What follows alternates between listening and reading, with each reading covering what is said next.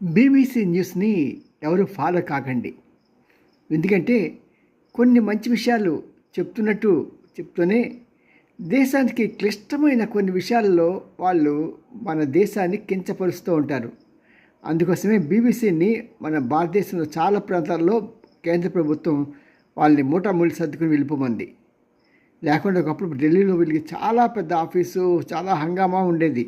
కానీ అవేమీ లేకుండా వాళ్ళు చేసే స్టోరీసు అంటే వాస్తవం లేనివి.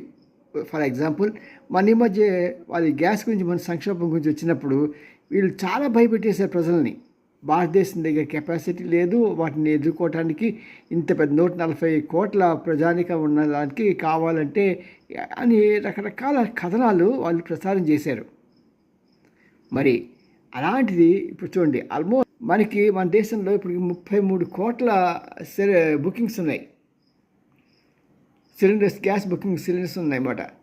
మరి ఇలాంటి వాటికప్పుడు వాళ్ళు ఏం చేస్తున్నారంటే కావాలని చెప్పి ప్రజల్లో భయము, ఆందోళనని రేకెత్తించడానికి ప్రయత్నం చేస్తుంటారు వారి వార్తల ద్వారా.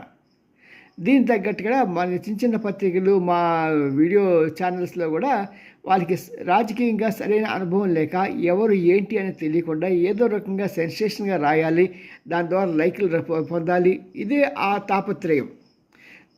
అలా కనుక చేస్తూ ఉంటే కొద్దిగా మన బండి కూడా ఫేమస్ అవుతుంది కదా, మనకి 4 డబ్బులు వస్తాయి అనే ఆలోచన తప్పించి first nation is the first అనే దాంట్లో జనాలు రావట్లేదు. కాబట్టి తిరిగి ఇంకొకసారి మీ అందరికీ విజ్ఞప్తి చేస్తున్నాను, డోంట్ బిలీవ్ బీబీసీ. సాధారణంగా అది చూడటానికి కూడా ప్రయత్నం చేయకండి. అంటే మాకేంటి తప్పక వాళ్ళు ఏం అసత్య ప్రచారం చేస్తున్నారో అని చూడటానికి మేము చూస్తూ ఉంటాం తప్పించి ఎవరైనా చూసి మాకు చెప్తా అంటే మాకు ఇంకా హాయి వాళ్ళు చేసే ఎందుకంటే ఆ టైం మనం ఎందుకు వేస్ట్ చేయాలనిపిస్తుంది. మన దేశానికి ఎవరైతే వ్యతిరేకంగా ఉంటారో వాళ్ళు మనకి వ్యతిరేకమే, అదొకటి గుర్తుపెట్టుకోండి. మన దేశానికి ఎవరైతే శత్రువు అవుతాడో వాడు మనకి శత్రువే. బీబీసీ మన చాలా చాలా సందర్భాల్లో ఎన్నో దృష్టాంతాలు చెప్పచ్చు.